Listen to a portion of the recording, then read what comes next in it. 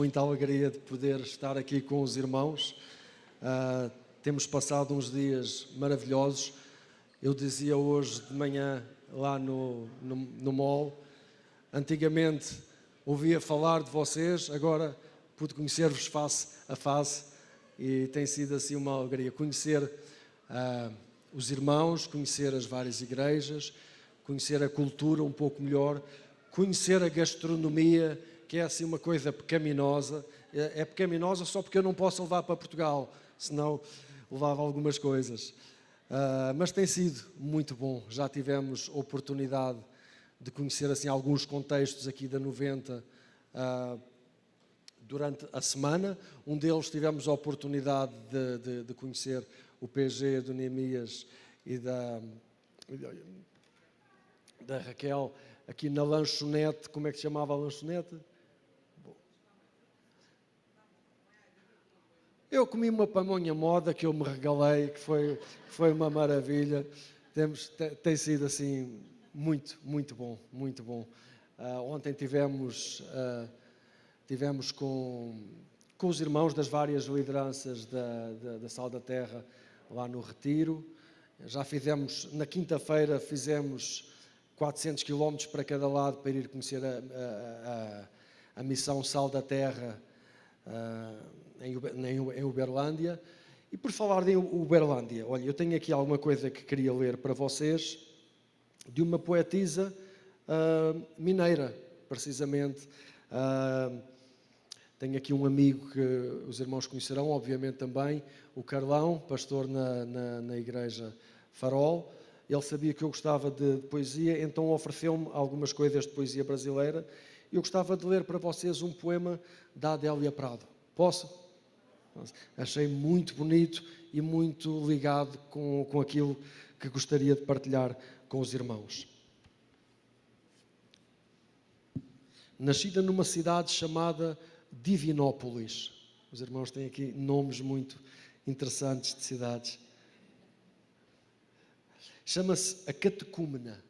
Um catecúmeno é alguém que no contexto da Igreja Católica está a fazer a preparação para ser batizado, que é o aprendiz. Certo? E diz assim: se o que está prometido é a carne incorruptível, é isso mesmo que eu quero, disse. E acrescentou: mais o sol numa tarde com tanajuras, o vestido amarelo com desenhos semelhando urubus, um par de asas em maio e, imprescindível, multiplicado ao infinito, o momento em que palavra alguma serviu à perturbação do amor. Assim quero, venha a nós o vosso reino. Os doutores da lei, estranhados de fé tão ávida, disseram delicadamente: vamos olhar a possibilidade de uma nova exegese deste texto. Assim fizeram. Ela foi admitida, mas com reservas. Achei este poema particularmente bonito e significativo, porque fala de um anseio pelo divino, mas não desconectado do real. E eu creio que vivemos dias em que talvez a Igreja, de uma forma geral, precise de fazer uma nova exegese do Evangelho. Porque a sensação que dá ao falar com muita gente é que, por vezes, tudo o que ansiamos é ir para o céu para sair fora desta confusão e desligarmos do que se passa aqui. Só que, de facto, essa não é a proposta do Evangelho. De facto, essa não é a grande esperança do Filho de Deus. A grande esperança do Filho de Deus não é sair da terra para o céu. É ver a terra ser engolida pelo céu. É ver aquilo que é corruptível ser revestido de incorruptibilidade. Por isso nós não desligamos a nossa fé, não desligamos a nossa esperança do mundo que nos rodeia. E por vezes é difícil, por vezes isso dói. Quando nós olhamos Nós podemos olhar para as calamidades que nos rodeiam, para as notícias de guerras, de desastres naturais, mas às vezes basta olhar bem perto para aquilo que se passa na nossa família, para aquilo que se passa com alguns amigos, para aquilo que se passa na nossa vida, e tudo o que dá vontade é fugir. Ou às vezes tudo o que conseguimos orar é: Senhor, por favor, vem, que isto está uma desgraça, vem rápido. Mas sempre que faço esse tipo de orações, a resposta que ouço no meu coração, quando eu digo Senhor, vem, é: Bruno, vai. É verdade, o mundo precisa de Jesus, mas nós somos o corpo de Cristo, então o mundo precisa de nós. O mundo precisa de ti, irmão. Deus quer fazer realmente alguma coisa neste mundo, mas é por meio dos seus filhos. Sempre foi assim. Às vezes sentimos-nos esmagados diante da magnitude da tarefa. Esse que é demais. Quem sou eu?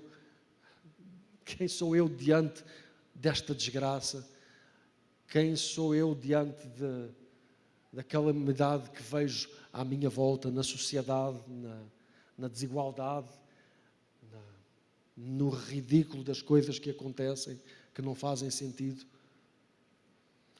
Ao pensar nisso, lembro-me deste homem chamado Neemias, que eu sei que os irmãos já começaram a estudar aqui o livro de Neemias, e eu já tive o resumo da mensagem do pastor Rafael na semana passada, quando estava aqui no pequeno grupo com a Raquel e com o Neemias. Os irmãos já partilharam um pouco daquilo que falaram a semana passada. Então eu vou saltar um pouco essa parte do contexto e convidar-vos para virmos juntos ler alguma coisa da sua história no livro de Neemias, no capítulo 2.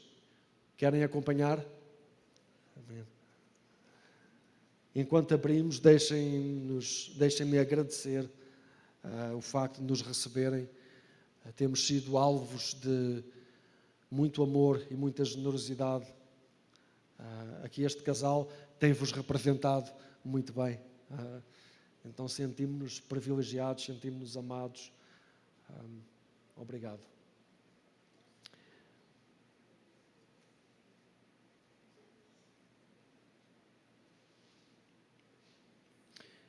Neemias era um homem de Deus e o seu coração movia-se de compaixão. Neemias, tu também és um homem de Deus e o teu coração também se move de compaixão. E nós temos experimentado isso de maneiras muito bonitas. Mas Neemias não era assim uma figura importantíssima, com muito poder político, com muito poder religioso.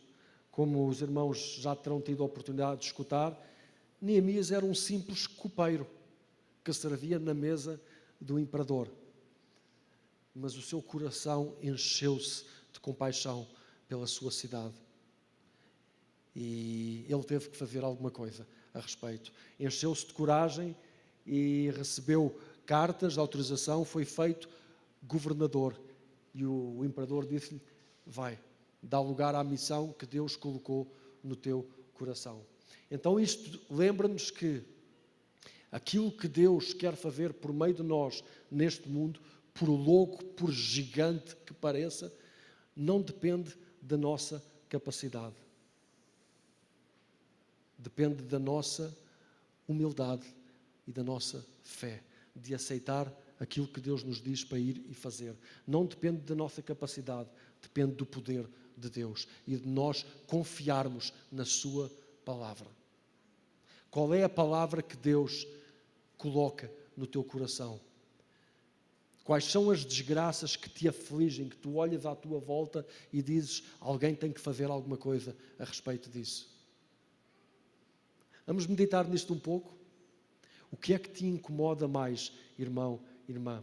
Quando olhas à tua volta na sociedade, quando abres as notícias na televisão ou na internet, o que é que mais te perturba?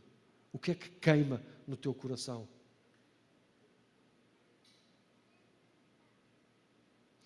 Talvez Deus queira fazer alguma coisa com esse incómodo. E talvez tu digas: eu sou pequenino, demais. Eu sou só um copeiro a servir à mesa de um imperador pagão.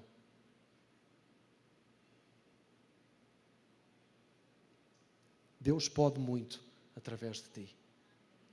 E é acerca disso que eu gostava que meditássemos. E convidava-vos a abrir a ler juntos então em Neemias, no capítulo 2, a partir do verso 11.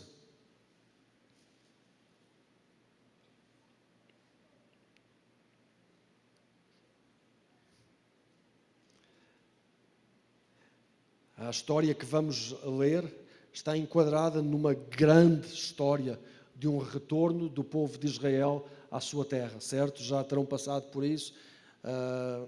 Antigamente, Esdras e Neemias eram apenas um livro. Era uma grande história a ser contada do retorno do povo a Israel, que foi feito em 3 fases. A primeira com Zorobabel, quando foi o grande decreto de Ciro, não é? Juntamente com Jesua.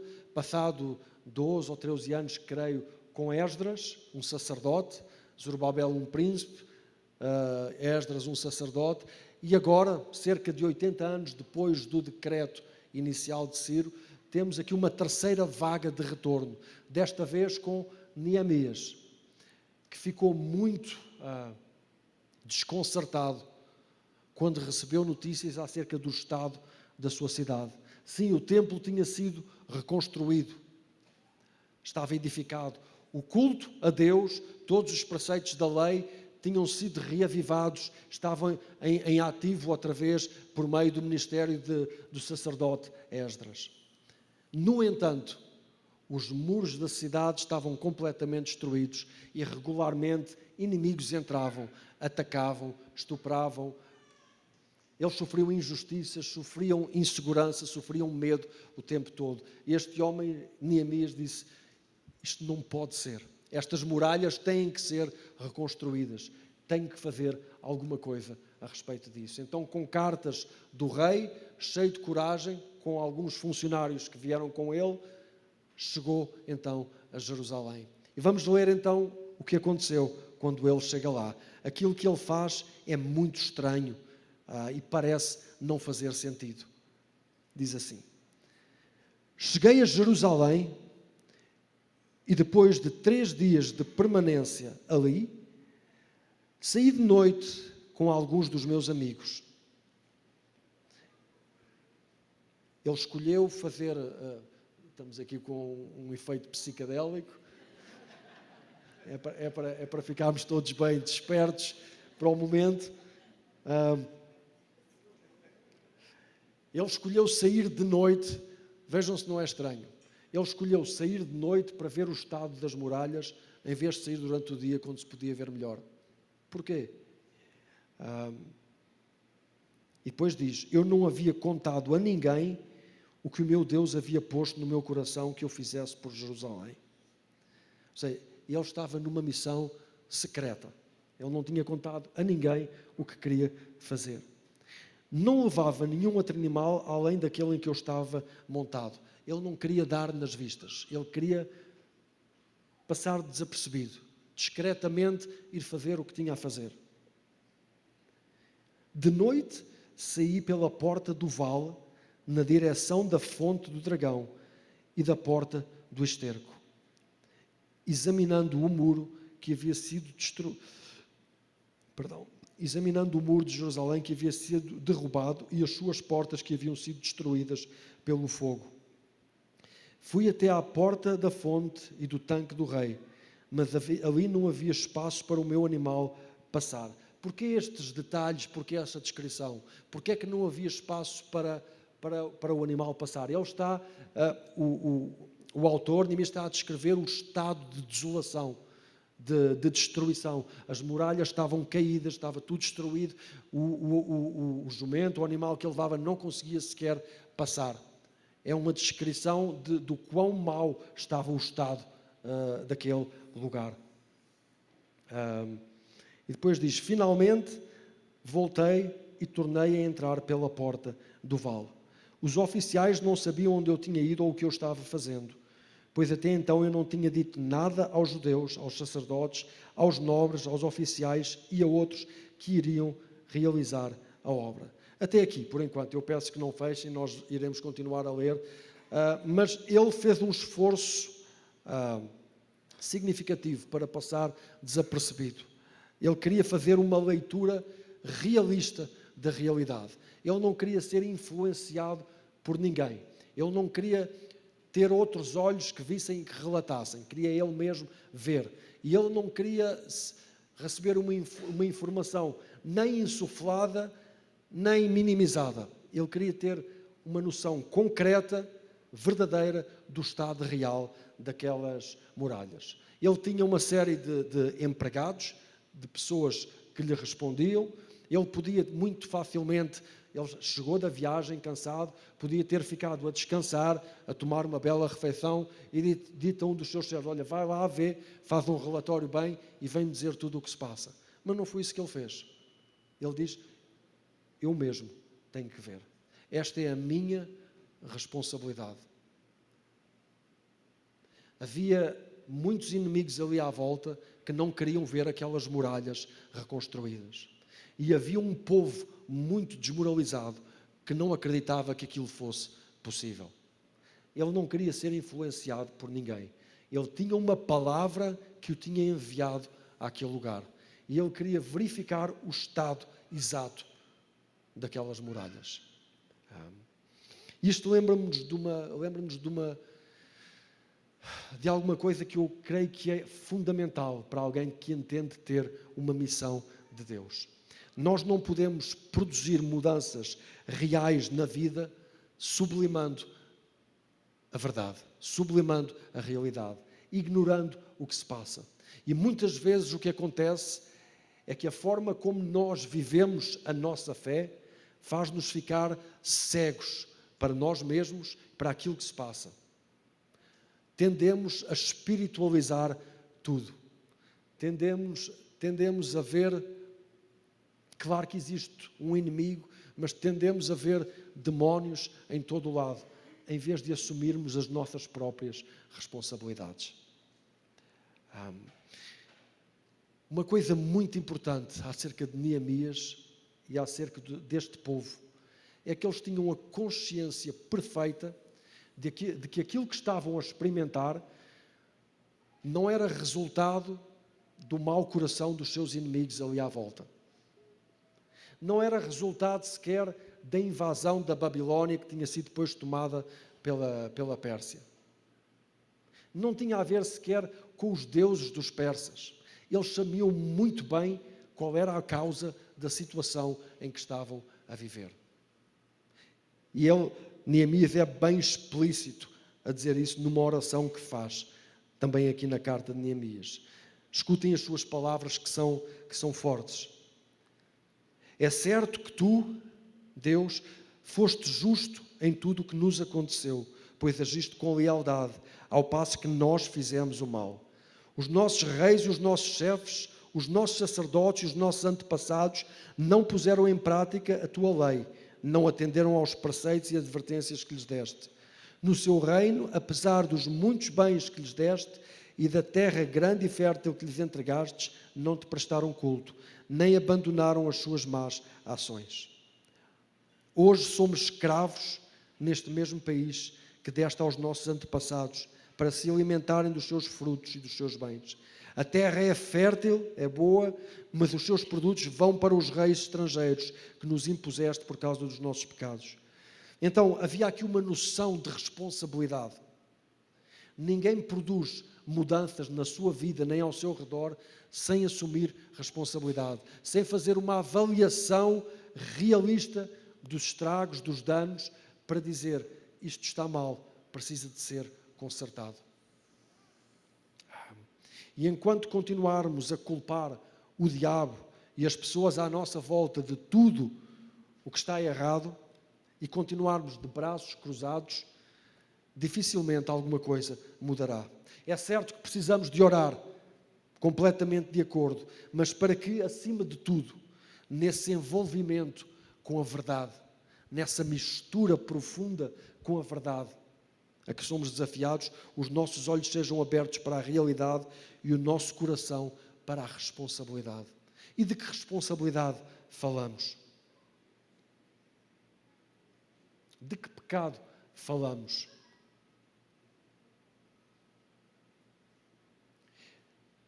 Lá em Apocalipse há uma carta que Deus envia por meio de João a uma das 7 igrejas, Laodiceia. Uma igreja rica, uma igreja que vivia numa cidade de abundância, com algumas coisas muito preciosas que eram exportadas para o resto do Império Romano. E ele dizia assim, Jesus dizia para essa igreja: aconselho-te a que compres do meu ouro fino para seres rico. Ou seja, essa tua riqueza não é real. Aconselho-te que compres roupas brancas para te vestires. Isto era uma linguagem específica para aquela cidade que produzia um linho precioso, que era muito cobiçado por todo o Império. Um linho muito branco.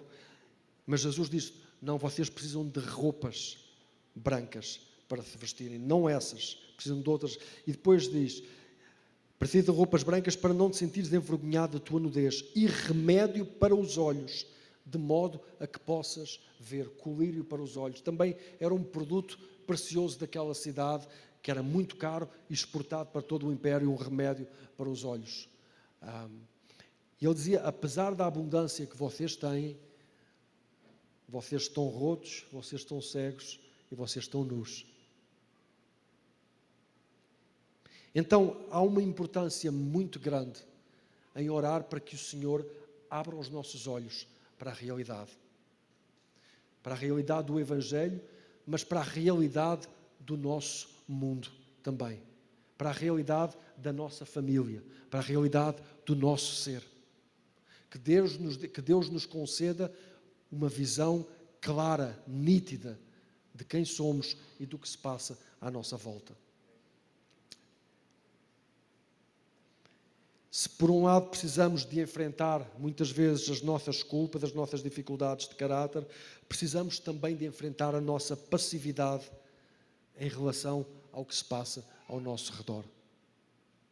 Por vezes ficamos contentados, satisfeitos em ter um templo e ter um culto.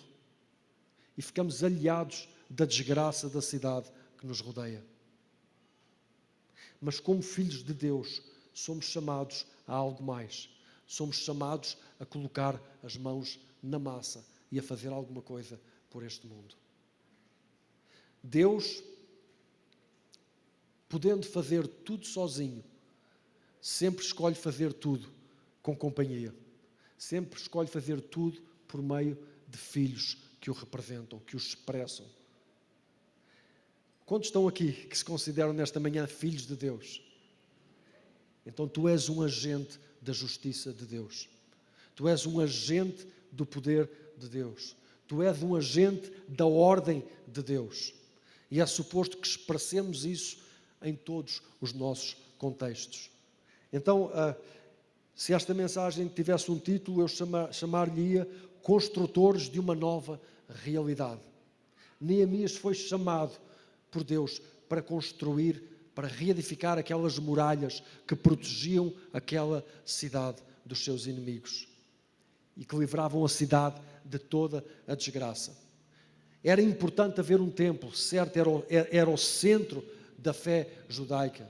Era importante a restauração do culto, a expressão da relação de Deus na relação com os irmãos. Mas não bastava isso. Era preciso muralhar aquela cidade, reconstruir a ordem. Era suposto que o Evangelho, era suposto que a lei produzisse ordem e segurança. Vou repetir. O que Deus espera dos seus filhos é que eles sejam agentes, operadores, construtores de ordem, de justiça e de esperança. E muitas vezes não fazemos mais porque eu acho que não é por maldade, é por não acreditarmos que isso seja possível. É por não acreditarmos que nós podemos fazer alguma coisa. Então, irmão, deixa-me dizer-te alguma coisa. Não podes mesmo.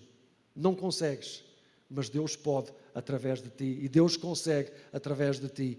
E tudo o que precisamos de fazer é deixar-nos tomar pelo clamor que Deus coloca no nosso coração, pela chama que arde cá dentro quando somos expostos à injustiça. E quando a próxima vez que dissermos, alguém tem que fazer alguma coisa a respeito disso, talvez possamos perguntar, o que é que eu posso fazer a respeito disto?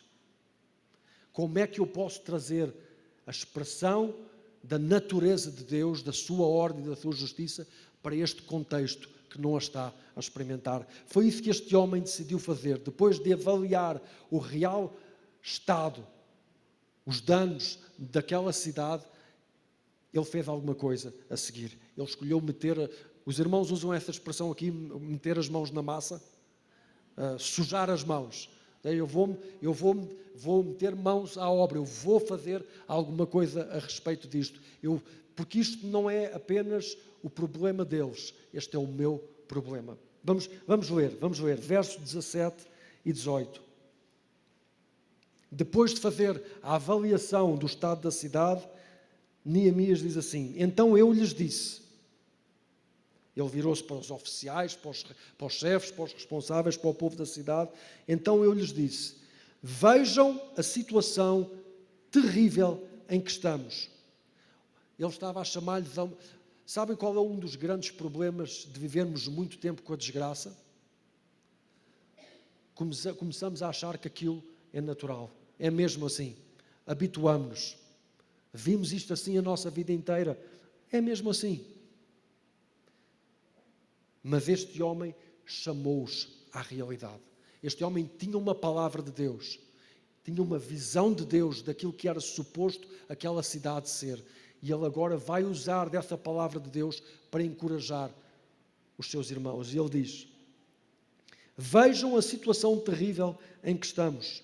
Jerusalém está em ruínas e as suas portas foram destruídas pelo fogo. Venham, vamos reconstruir os muros de Jerusalém para que não fiquemos mais nesta situação humilhante. Também lhes contei como Deus tinha sido bondoso comigo e o que o rei me tinha dito. E eles responderam: sim, vamos começar a reconstrução, e se encheram de coragem para a realização desse bom projeto. Então, uma vez mais, irmãos, desde o princípio, Deus escolhe agir por meio dos seus filhos, por meio dos seus representantes, e não em vez deles. Foi assim logo desde o princípio, com Adão e Eva. Deus virou-se para eles e olha, deem nomes aos animais. Olhem, governem esta terra, sujeitem-na. Podendo fazer tudo sozinho, Deus sempre escolhe fazer com companhia, com amigos, com filhos, na realidade. Podemos pensar nas muralhas de Jericó, que Deus podia ter soprado uma palavra e elas caíam.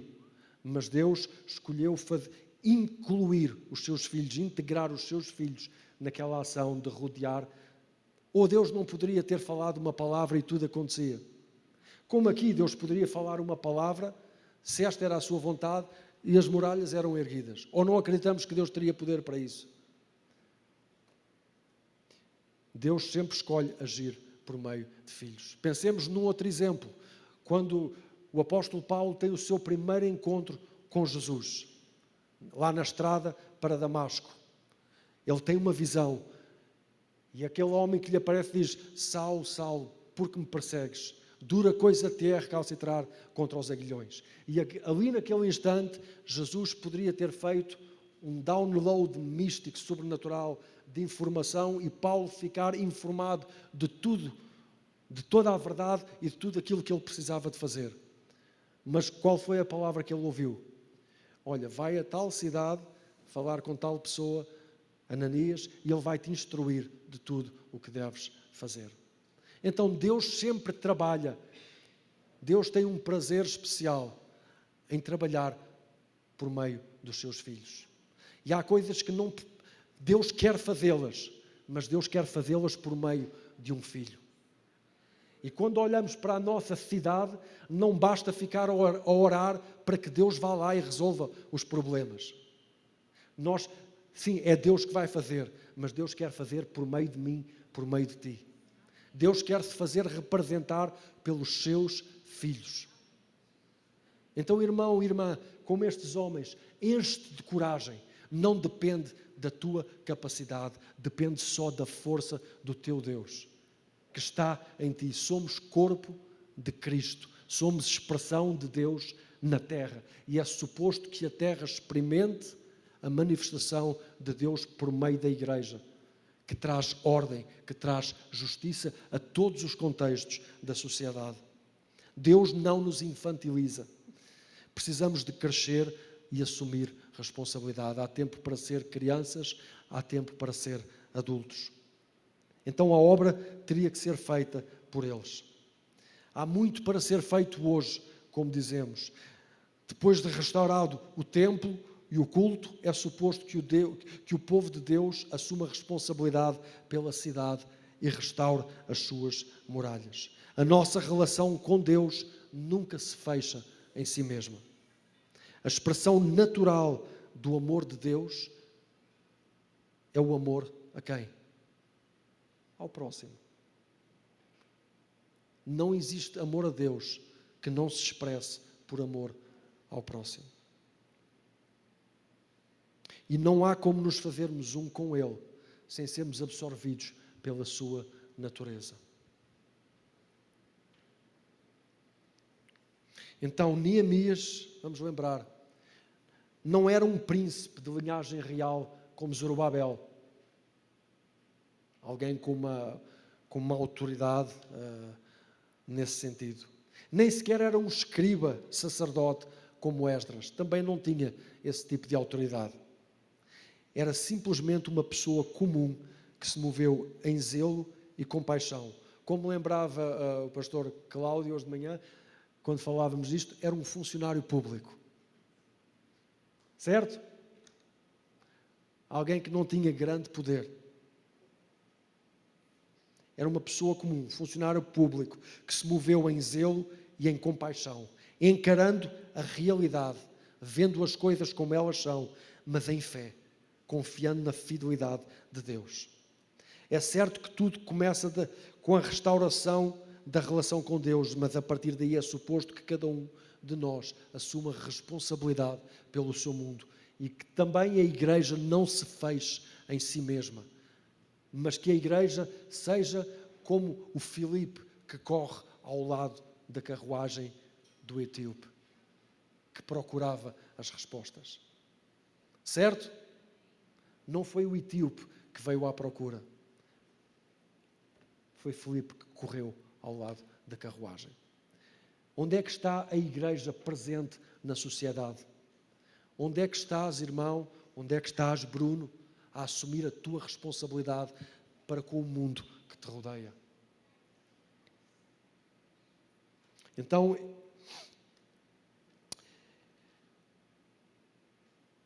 ele usou os seus olhos para observar, para avaliar a realidade, por meio da palavra que Deus lhe tinha dado. E ele escolheu colocar as mãos na massa. Ou seja, ele misturou-se com aquilo que estava a acontecer.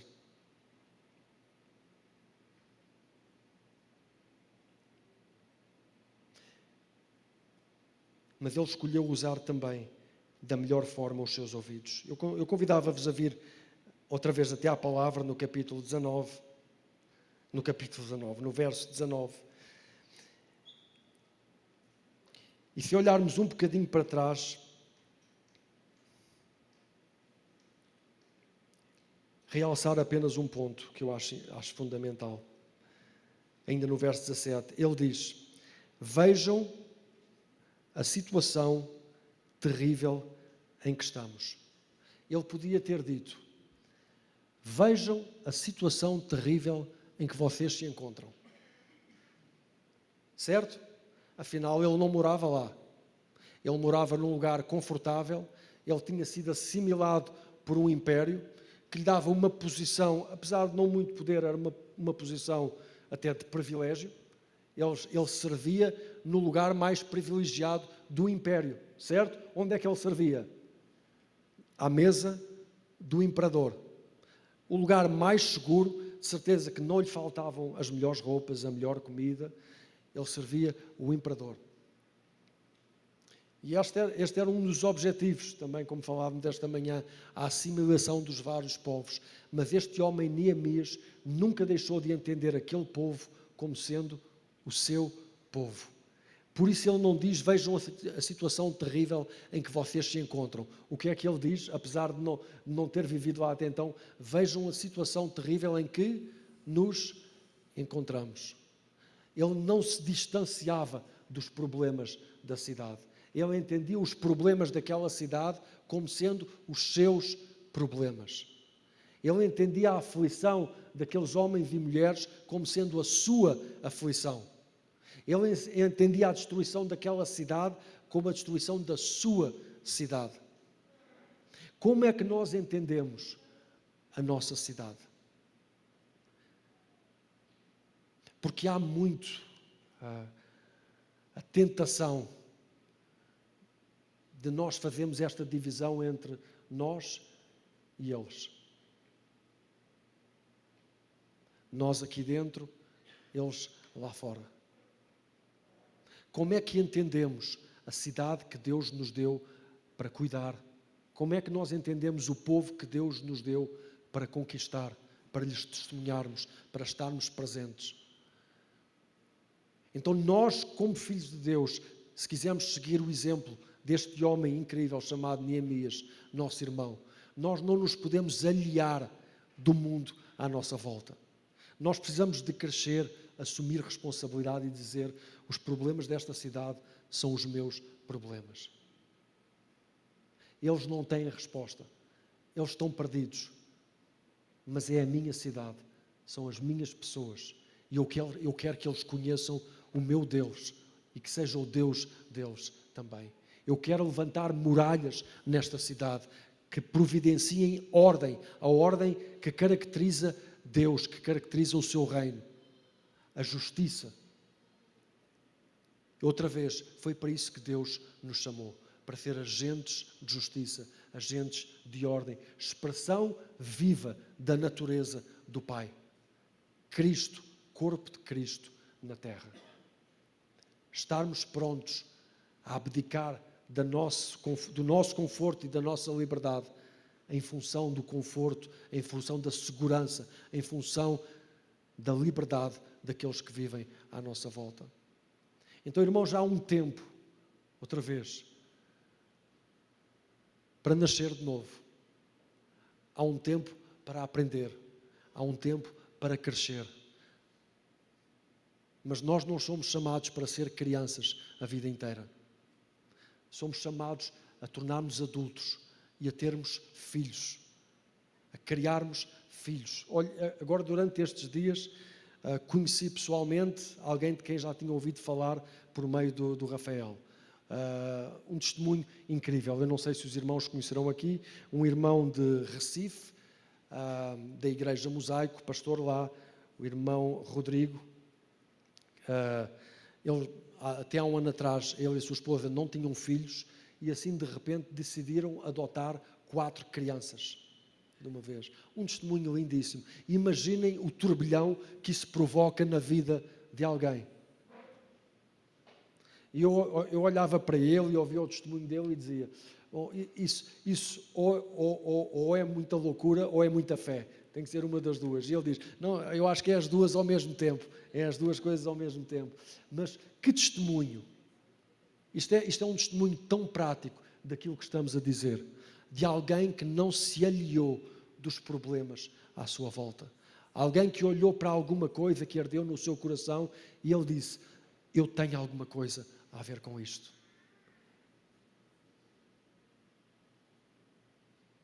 O que é que arde no teu coração, irmão, irmã? Que injustiça faz arder o teu coração? Quais são aquelas coisas que tu dizes: alguém devia fazer alguma coisa em relação a isso? Então deixa que Deus te mova, deixa que Deus te encha de coragem para ser essa expressão de Deus lá mesmo, nesse contexto. Amém? Quando quisermos fazer o que estamos a falar, quando quisermos assumir coragem e fazer aquilo que ninguém espera, quando estivermos prontos a dar esse passo de fé, de ousadia, de ir lá onde ninguém quer ir, Sabe o que é que vai aparecer imediatamente? Vozes de desencorajamento. Vozes dentro de nós e fora de nós que dizem: mas quem é que tu pensas que és? Mas quem é que tu achas que és? Tu achas mesmo que és tu que vais resolver isto que ninguém conseguiu resolver? Que estultícia, que tontice. Estás doido, estás louco, não tens consciência de ti mesmo. Vejam quais foram as coisas que eles ouviram quando decidiram meter mãos à obra. Verso 19. Quando, porém, Sambalate, o horonita, Tobias, o oficial amonita, e Gesem, o árabe, souberam disso, ou seja, os seus inimigos ali à volta, zombaram de nós, desprezaram-nos e perguntaram: o que é que vocês estão a fazer? Estão a rebelar-se contra o rei, e este rei era o imperador Artaxerxes. Como quem diz: que direito é que vocês têm de estar a mudar a ordem natural das coisas? Isto sempre foi assim. E se vocês querem fazer alguma coisa diferente, estão a ir contra aquilo que é normal. Quem são vocês para levantar essas muralhas agora? E nós vamos ouvir este tipo de vozes muitas vezes. Mas quem és tu? De onde é que te vem essa ousadia? Isso não é ousadia, isso é estupidez.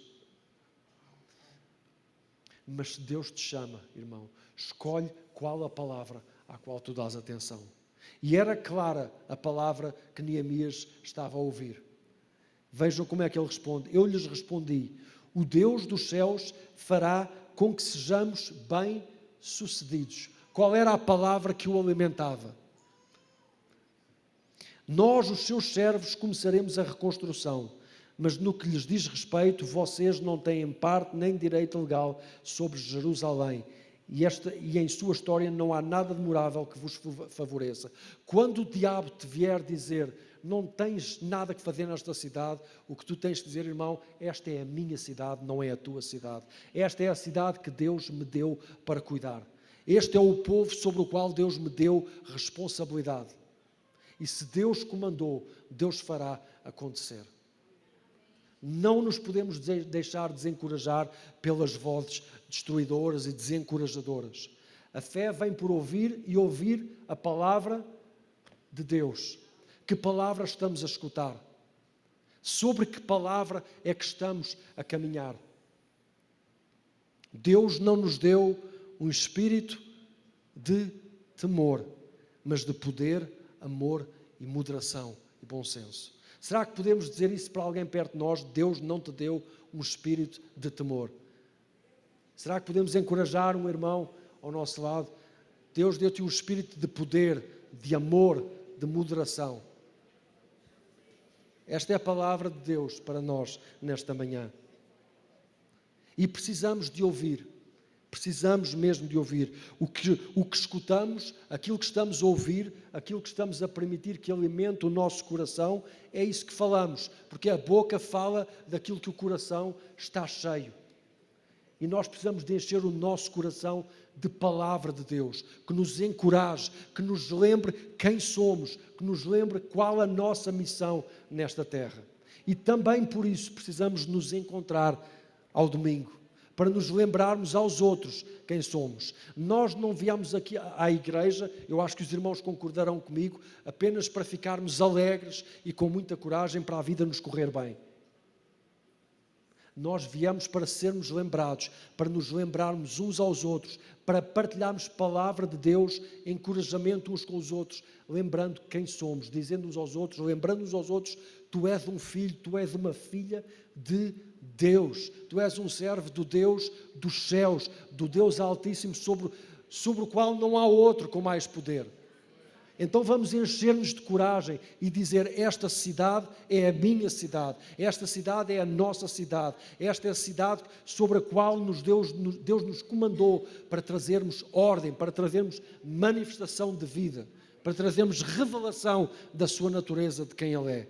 Então, irmão, enche-te de coragem e percebe qual a tua missão nesta cidade, qual a missão desta comunidade de fé. Amém. Amém. A morte e a vida estão no poder da língua. Nós não podemos saturar a nossa cabeça de más notícias.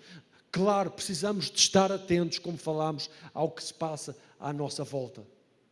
Mas às vezes nós os mídias sabem explorar isto muito bem. E quando há uma calamidade, aquilo passa em loop, vez após vez.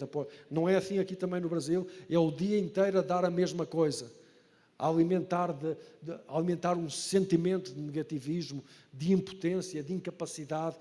Nós precisamos de ver o que está à nossa volta, mas depois precisamos de voltar àquela voz que nos diz: Tu és meu.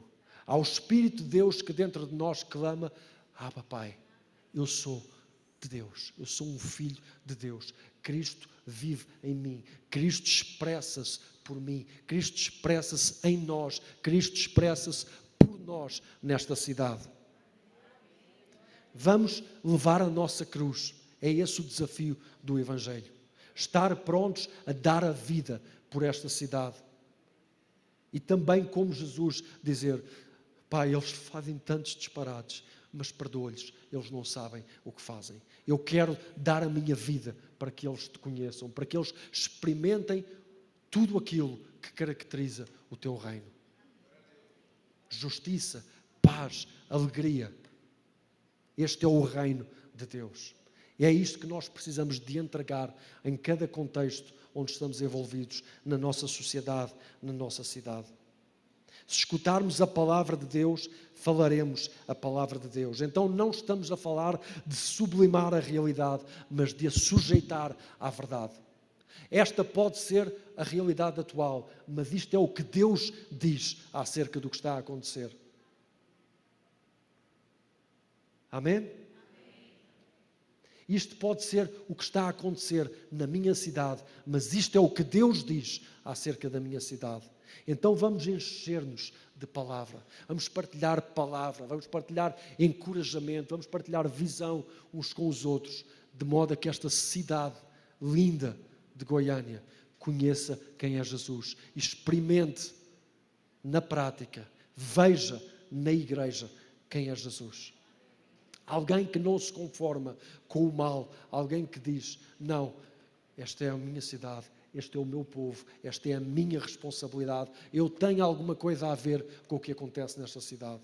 Eu tenho alguma coisa a ver com o que acontece neste país. Eu não sou um crente apenas porque quero que a vida me vá bem.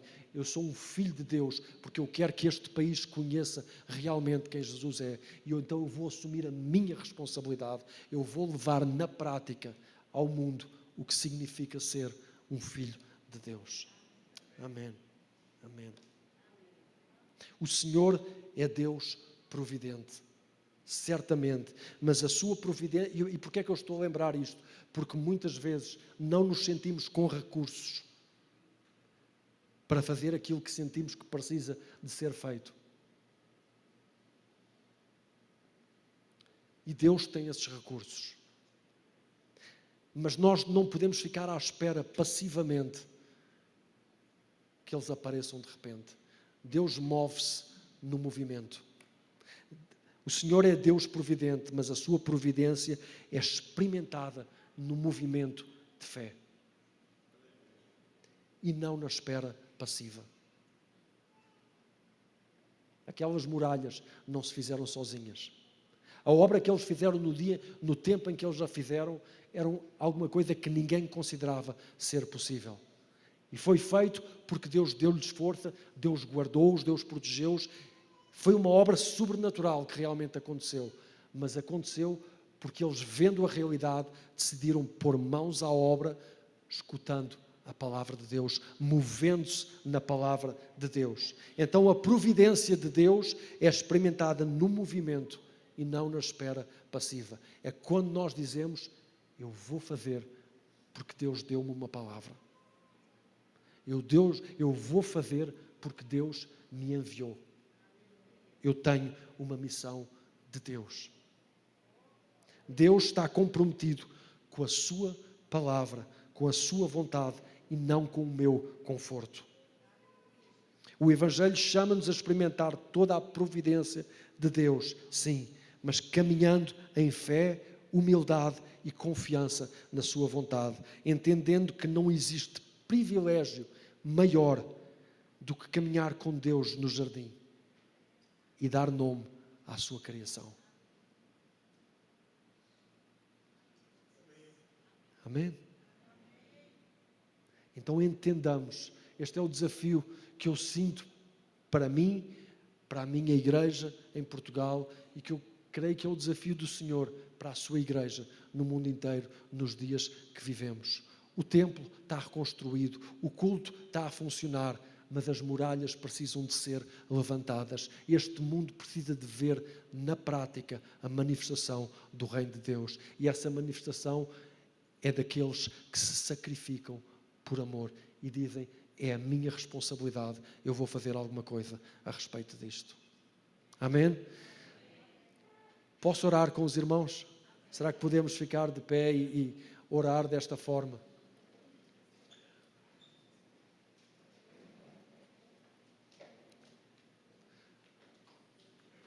Senhor, estou a lembrar-me novamente do poema que líamos no princípio. E deste desejo que sentimos de ver o céu expresso na terra. O céu manifesto nesta nossa realidade. O divino misturado no humano. Então nós oramos para que abras os nossos olhos, Senhor. Nos dês ousadia para colocar as mãos na massa, firmes na Tua palavra, firmes na Tua comissão, firmes na palavra que diz: vai, vai em meu nome, estabelece ordem, estabelece justiça, manifesta alegria, manifesta Cristo nesta terra. Então desperta-nos, Senhor, ajuda-nos a entender que este mundo é o nosso mundo, que estas pessoas são as nossas pessoas, que nos deste para cuidar, que nos deste para amar, que nos deste para revelar Cristo. Enche-nos de Ti, enche a Tua igreja de Ti, para que a Tua igreja te reparta, para que a Tua igreja se reparta como o pão é repartido. No nome de Jesus nós oramos, Pai Santo. Amém. Amém. Que a graça especial do nosso Senhor Jesus Cristo, o amor maravilhoso do nosso Deus, nosso Pai, e a comunhão, a consolação, a unção do Espírito Santo esteja com você, com toda a sua casa e por onde você andar nessa semana, em nome de Jesus. Amém.